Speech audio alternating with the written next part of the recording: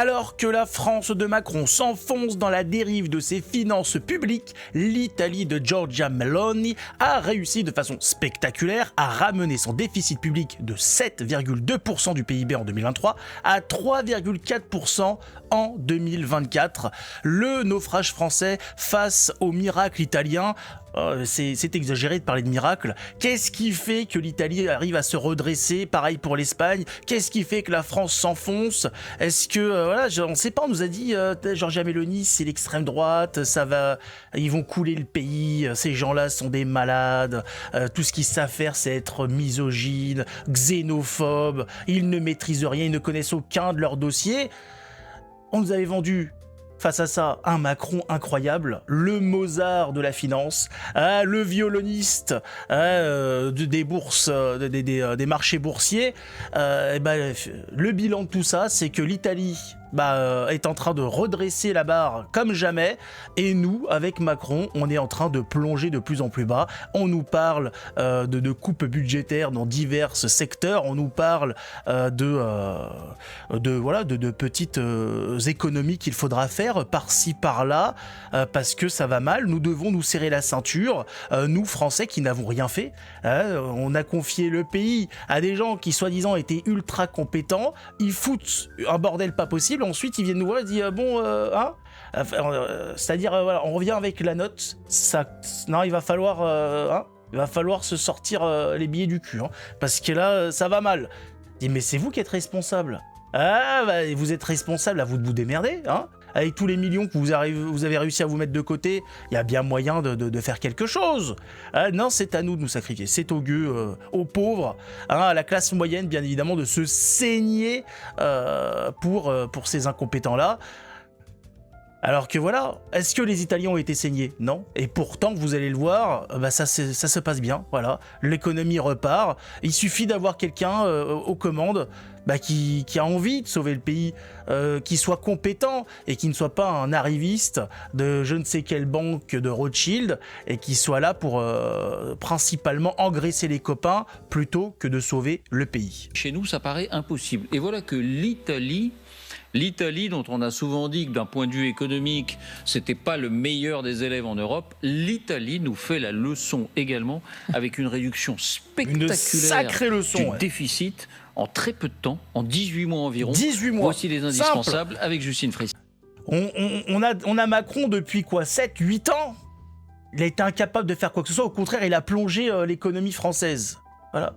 On a l'exemple italien, 18 mois, ça monte. C'est comme on a vu en Argentine, c'est comme on le verra normalement aux États-Unis, etc. Voilà. Dès qu'il y a un type qui arrive au pouvoir mais qui a envie de faire des vraies choses, ça se passe. Le type qui a envie de redresser le pays, surtout quand c'est des pays comme les nôtres, on parle pas d'un pays qui est au fin fond du gouffre, qui n'a pas d'industrie, qui n'a pas de technologie, qui n'a rien. Quand on veut, on peut. Quel est ce miracle italien, comme on dit ?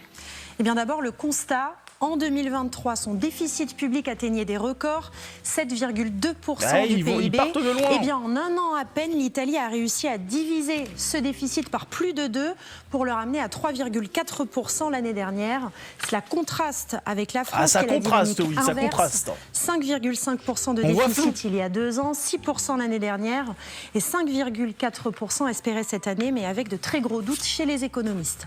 En valeur absolue, vous allez voir que les chiffres sont encore plus frappants.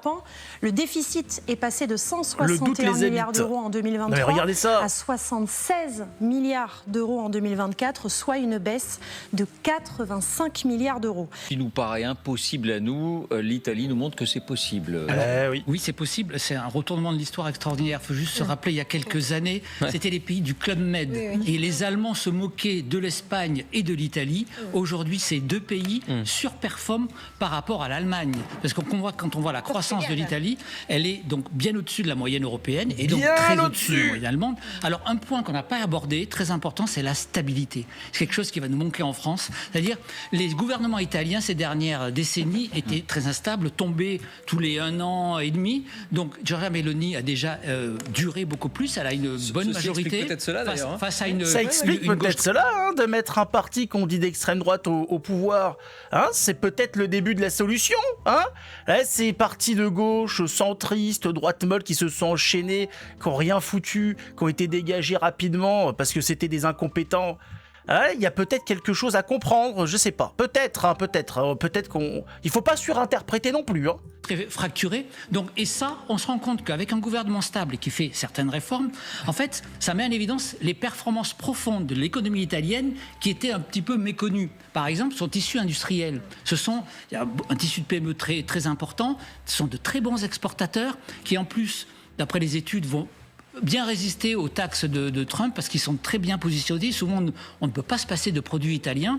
Donc, ce qui veut dire que les performances de cette économie qu'on avait un peu passé sous silence sont mises en évidence. Elles sont mises en évidence. Eh oui, ils savent gérer leur économie, il y a des recettes, il y a des dépenses, il faut bien gérer ça. Sauf que nous, bien évidemment, nous avons un gouvernement qui ne veut pas du tout taper dans leurs avantages, dans leurs salaires, qui n'a pas envie de dégager un maximum de fonctionnaires qui, pour la plupart, ne servent à rien. Non, nous, on continue de dépenser du fric et on se demande encore qu'est-ce qui se passe, pourquoi les autres s'en sortent, pourquoi on s'en sort pas, je sais pas. Par exemple, quand on voit ça, déjà, le patron de Safran, qui avait un projet d'installer une usine de turbines d'avion à Rennes avec 500 emplois bien payés sur une friche industrielle. Il a été accueilli par des tomates par les élus EELV, Europe Écologie Les Verts, donc les sales gauchistes. Il l'a dit, je vais être très clair. Il va être très clair, voilà. C'est-à-dire, je ne vais pas faire mon politicien, je ne vais pas vous endormir avec des phrases à rallonge. Il n'est plus question aujourd'hui d'investir dans des villes à majorité écolo, donc dans des villes de sales gauchistes. Le type, il est clair, il n'y aura pas d'investissement, d'installation d'usines ou quoi que ce soit dans des villes gouvernées par des sales gauchistes, parce que ce sont des emmerdeurs qui cassent les couilles à tout le monde et qui après viennent chialer parce qu'il n'y a pas de fric. La chose est simple, quand on empêche des types d'investir, de créer de l'emploi, parce qu'on est une sale ordure de gauchiste, une petite merde rouge, c'est pas étonnant aussi. Est-ce qu'il faudrait pas, quelque part, un petit peu défraîchir cet espace, ce paysage rempli d'enculés de gauche pour faire un petit peu de bien au pays ? Je pense que ce paysage rempli de gauchias empêche la lumière de l'économie de pénétrer la France. Donc il va falloir faire quelque chose, il va falloir que les gens aillent discuter en tête à tête avec les gauchistes pour leur expliquer simplement d'aller fermer leur gueule en fait. D'aller s'enterrer la tête, je sais pas moi, dans le cul d'une poule. Ils apprécient beaucoup les animaux alors qu'ils aillent fricoter avec. Mais voilà en partie le problème. Quand vous avez un pays qui ne peut pas, qui est un pays où des gens d'un taux intellectuel exceptionnel, on est quand même entre le caillou et la feuille, c'est quand même quelque chose déjà. Quand ce genre de personnes empêche la mise en place d'usines, l'ouverture d'emplois, c'est pas étonnant que ça aille mal aussi au niveau de l'économie. Les gens, ils vont investir ailleurs. En Italie, par exemple. En Italie, ils sont bien accueillis. Et bien sûr, vous voulez faire quoi ? Vous voulez venir construire des turbines d'avion chez nous ? Mais il n'y a pas de problème. Allons-y. Et vous arrivez en France et vous avez les sales écologistes de merde qui vous brûlent des usines et compagnie, des sales terroristes à la con, alors que tout ça, ça doit dégager. Je le rappelle. Être de gauche, c'est une honte. Quand vous avez quelqu'un qui vous dit qu'il est de gauche, il faut se foutre de sa gueule. C'est complètement débile. C'est comme quelqu'un qui débarque en disant j'ai des rapports sexuels avec quelqu'un de ma famille. Vous devez vous foutre de sa gueule. Vous devez lui faire comprendre que c'est un attardé mental. C'est ça qu'il faut faire c'est ça qu'il faut adopter comme comportement. Il faut que ces gens comprennent ce qu'ils sont. Voilà. Des reclus de la société. Il faut arrêter de les accepter dans le paysage comme ça. Ce sont des sales. On va faire attention quand même au langage. Évitons d'expliquer que ces gens-là sont des nuisibles. Restons polis. Qu'est-ce qui s'est passé entre autres ? Pourquoi l'économie française va mal ? Tout simple. 400 000 € de dépensés pour 70 vélos. Qu'est-ce que c'est que cette histoire ? À Lyon, chez les écolos. On est encore chez les écolos. Chez les sales gauchistes. C'est toujours le même schéma de toute façon. Donc on a le métro positive qui s'étrangle devant le coût d'un nouveau local à vélo, mais les Verts assument, ils sont très contents. 400 000, presque un demi-million d'euros pour un local à vélo. Un local à vélo, un demi-million. Vous avez, enfin, de quoi faire une baraque, un pavillon incroyable. 1,5 million pour 70 vélos et on se demande encore, mais pourquoi ça va pas dans ce pays? Pourquoi l'économie plonge en France? On ne sait pas, demande aux enculés de gauche. Je sais, c'est un début de piste, on ne sait pas. Si ça sent la merde, c'est que t'étais proche d'eux. Il faut pas, voilà, il faut savoir comment on repère un gauchiste. Quand ça commence à sentir la 8-6, la clope froide, et le caca. T'es pas loin, tu t'approches de l'épicentre. Qu'est-ce qu'on a d'autre aussi qui fait que ça va mal dans ce pays? Ça, les syndicats, les groupes de gauche, les saletés de gauchias, ils perdent 370 000 adhérents. C'est pas étonnant. Les gens se réveillent, les gens disaient finalement la gauche c'est de la merde. Alors on m'a dit que c'était bien. Oui, on t'a dit que c'était bien. On t'a dit oui, non, mais il y a plusieurs décennies, la gauche était quelque chose. Non, ça a toujours été de la merde. C'est tout. Vous avez vendu cette gauche résistante qui n'a pas résisté. Vous avez vendu cette gauche qui s'était battue pour les droits sociaux. Vous n'avez rien fait. Tout ça a été prouvé. Vous n'avez été là que pour des carrières et compagnie. On a vu le résultat. Tous ces gens qui étaient des révolutionnaires de gauche en mai 68 sont devenus quoi? Des politiciens gras qui en ont plein les poches. Vous êtes des arrivistes. Vous êtes là vous avez été là pour vous en mettre plein les poches et pas plus. Il n'y a eu aucun combat pour qui que ce soit, bande de menteurs. Et donc, là, les gens se réveillent, 370 000 adhérents qui se tirent. Résultat, l'État leur verse 20 millions d'euros en plus. 20 millions d'euros en plus. Donc, moins il y a de gauchistes, plus on leur donne de fric. C'est exceptionnel. Et après, c'est comment ça se fait que l'Italie s'en sort, que l'Espagne s'en sorte. Comment se fait-il que la France plonge?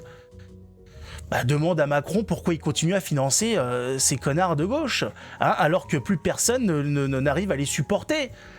Il faut se poser la question, il faut se poser les bonnes questions. Et tout d'un coup, les réponses arrivent. Qu'est-ce qu'on apprend aussi? Qu'on s'amuse dans ce pays. On s'amuse. Un aller-retour de 1000 km. Alors pourquoi faire? Pour quelque chose d'incroyable? Pour quelque chose d'urgent? Non, c'est parce qu'une détenue radicalisée a été escortée de Strasbourg à Paris pour se rendre dans un centre d'imagerie médicale. Voilà, 1000 km aller-retour pour des détenus. C'est toujours pareil. C'est qui paye? C'est la classe moyenne, c'est les Français qui continuent de payer tout ça. Bien évidemment, pour les autres, c'est payant. Voilà, si vous voulez passer une radio, etc., un scan, va falloir payer. Il va falloir lâcher le chéquier. Et on se demande encore pourquoi ça va mal, pourquoi l'économie française va vers le bas. Parce qu'on est gouverné par des incompétents, mais surtout par des débiles mentaux, qui sont là pour mettre en place le programme de l'Union européenne sans réfléchir aux conséquences. C'est une équipe de... C'est Trisoman, c'est toute la clique, là. Il y a les Avengers, il y a les Triso Boys, c'est exceptionnel. Et bien évidemment, on pourrait nous dire oui, mais en Italie, ils ont peut-être des charges patronales, des charges salariales plus élevées. Non, ça aussi, ça coule un pays quand les gens peuvent pas dépenser parce qu'on leur prend tout leur fric. Quand les entreprises peuvent pas investir parce qu'on leur prend tout leur fric. C'est pas étonnant que ça aille mal, regardez ça. Regarde, on va comparer avec l'Italie, vu qu'on était sur l'Italie depuis le début. La France, numéro 1, 51% de charges patronales. L'Italie, c'est 30%. Et 30, c'est déjà pas mal. Ceci explique cela. Par charge salariale, 25% pour la France, numéro 1. Elle est où l'Italie? 19e avec 9% de charge salariale. 9%. Et après, les journalistes, ces connards, ils sont là, mais qu'est-ce qui se passe? Le miracle italien? C'est pas le miracle italien, c'est le désastre français. Essaye de comprendre. En fait, c'est que l'Italie applique une politique tout à fait banale, tout à fait normale, pendant que nous, on est dans la politique du désastre. Voilà, de je m'enfonce toujours plus loin. C'est pas plus compliqué que ça, il n'y a pas de miracle en Italie. Arrêtez de nous faire croire que c'est suite à des... je sais pas, genre ils se sont regroupés, ils ont passé des nuits blanches à réfléchir. Politique toute simple, c'est comme c'est passé en Argentine, etc. Tu dégages tout ce qui est équivalent du CNC, toutes les dépenses de merde pour le cinéma, pour toutes ces comédiens de merde, ça dégage. Les fonctionnaires qui servent à rien, ça dégage. Les financements pour les chaînes de télé qui sont là pour faire la propagande de l'État, ça dégage. Et bien évidemment qu'à la fin, une fois que t'as dégagé tout, que t'as viré tous ces incompétents, tous ces parasites, d'un coup, tout l'argent qui leur a été versé reste dans les caisses de l'État et ça fait oula, dis donc, mais les caisses sont pleines, comment ça se fait? Et voilà, on l'a vu en Argentine, on l'a vu en Italie, ils ont du fric, il y a de l'argent dans les caisses. Alors en Italie, c'est en voie d'arrivée, c'est pas tout à fait ça, mais à la vitesse où ça va, ça risque d'arriver très rapidement. En France, on n'est pas prêt. On n'est pas prêt du tout. On parle d'essayer de rééquilibrer les choses, de réduire le déficit, mais on parle pas de le mettre à zéro. Hein. Là, c'est vraiment le réduire. Et les économistes sont pas sereins sur le projet. Les perspectives n'ont pas l'air bonnes. Hein. Ils annoncent oui, non, on va réussir à baisser. Et je suis pas sûr. Non, là, vous allez faire n'importe quoi avec l'économie française et ça va juste rien donner. Donc tout ça, voilà, il n'y a pas de miracle. Il y a juste des politiciens qui sont là pour faire leur boulot et il y a ceux qui sont là pour s'en mettre plein les poches et pour en mettre plein dans les poches de leurs copains. Il n'y a pas plus compliqué que ça. Donc voilà, arrêtons de croire que Macron fait ce qu'il peut. Non, il fait ce qu'il peut pour en prendre un max et pour nous niquer un maximum. Il faut dire les choses concrètement.